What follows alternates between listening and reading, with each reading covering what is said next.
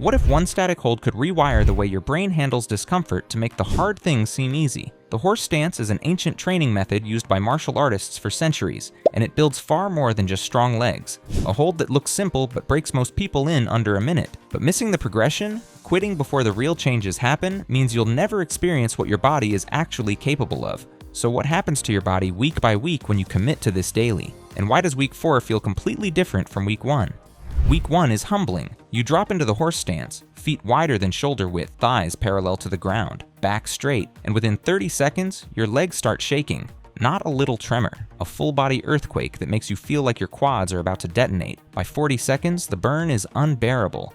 Your brain is screaming at you to stand up, and most people do. But if you can push past that first impulse to quit, something interesting starts to happen. The shake isn't a sign of weakness. It's your muscles learning to fire under sustained tension in a way they've never had to before. When you squat with weight, you get micro breaks at the top and bottom of each rep. Blood flows back in. Your muscles reset. In a horse stance, there's no reset. Every muscle fiber in your quads, glutes, and calves is working constantly to hold you in place.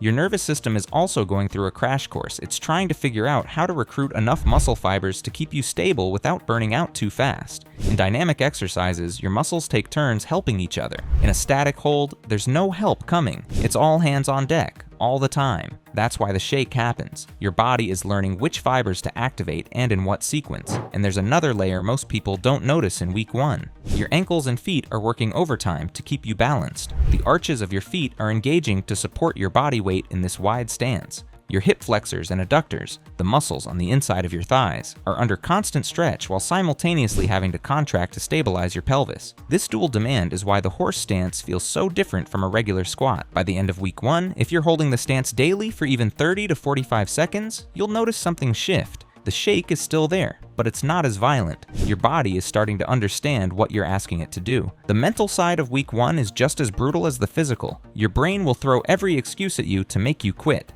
This is pointless. This hurts too much. You can just do squats instead. But learning to sit with that discomfort, to acknowledge it without giving into it, is the first layer of mental conditioning. And that's just the beginning. What happens in weeks 2 and 3 is when your body starts to change in ways you can actually feel. This is where most people start to see why the horse stance is worth the pain. Your hold times are increasing. What felt impossible at 45 seconds in week 1 now stretches to a minute, maybe a minute and 15. The shake is still there, but it's controllable.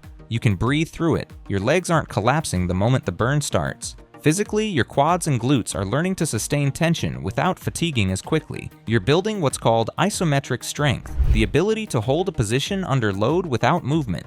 And that type of strength has a carryover that regular squats don't give you.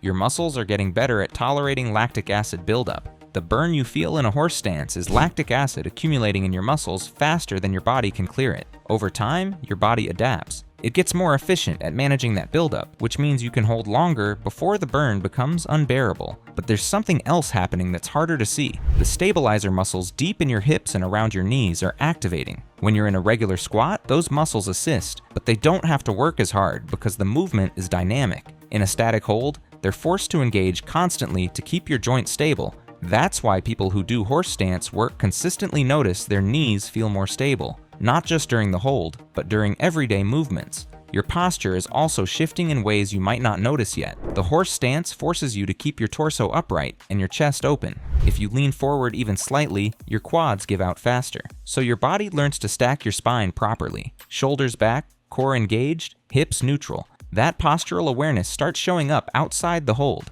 You'll catch yourself sitting taller at your desk, standing straighter in line at the grocery store. Your body is remembering what correct alignment feels like. And then there's the mental shift. By week 2 or 3, you're no longer fighting the urge to quit every single second. You've learned to settle into the discomfort.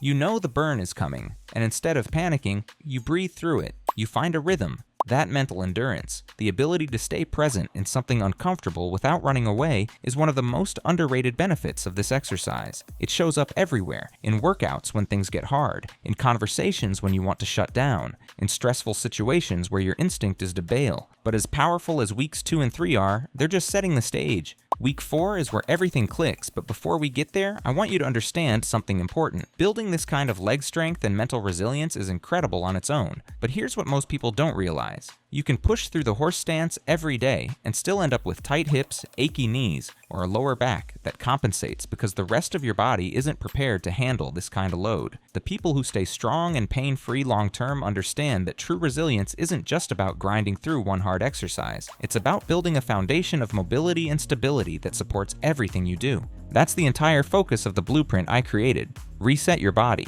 It's loaded with the overlooked exercises that keep your joints healthy, your movement clean, and your body able to handle intensity without breaking down. It's the complete guide to building a body that moves the way you want it to, and you can scan the QR code on the screen with your phone or check the link in the description below if that sounds like something you may like. Now, week 4 is where it stops feeling like a battle and starts feeling like control. You drop into the horse stance, and your body knows exactly what to do. Your feet are planted, your knees are tracking over your toes, your hips are back, your torso is upright, and you hold. 1 minute passes, then 2.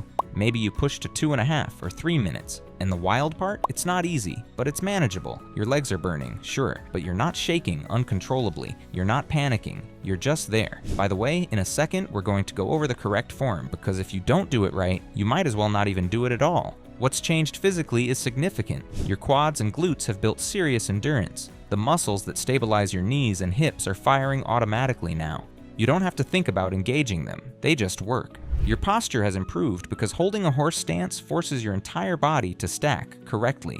If your torso leans forward or your lower back arches, you'll feel it immediately and your hold time collapses. So your body has learned to stay tall, chest up, core engaged. Your knees likely feel better than they did a month ago. Stronger, more stable. The horse stance has been conditioning the tendons and ligaments around your knee joint, which don't get trained by most traditional exercises. And because you've been holding your body weight in a deep squat position without bouncing or momentum, your hip mobility has opened up. Movements that used to feel tight, getting into a deep squat, sitting cross-legged on the floor, now feel easier. But the mental transformation is where the real payoff lives. By week 4, you've built a tolerance for discomfort that most people never develop. You've learned that the voice in your head screaming at you to quit isn't always telling the truth. You've proven to yourself that you can sit in the hardest part of something and come out the other side. And when you can do that for 2 or 3 minutes, you've developed a level of mental and physical resilience that carries over into everything. Now let's get into the form, because if you're going to commit to this, you need to do it right. Bad form in a horse stance doesn't just limit your progress, it can hurt your knees and lower back. Stand with your feet wider than shoulder width apart. Your toes point slightly outward, about 15 to 30 degrees. Lower yourself down into a squat until your thighs are parallel to the ground. Your knees should be directly over your toes, not caving inward. If your knees collapse in, you're putting dangerous stress on the joint. Push them out. Your torso stays upright, chest up, shoulders back. Don't lean forward to make it easier. That shifts the load onto your lower back and defeats the purpose. Your weight should be in your heels, not your toes. If you feel pressure in the balls of your feet, shift your weight back. Your arms can hang at your sides, rest on your thighs, or extend out in front of you for balance. It doesn't matter. What matters is that your lower body is doing all the work.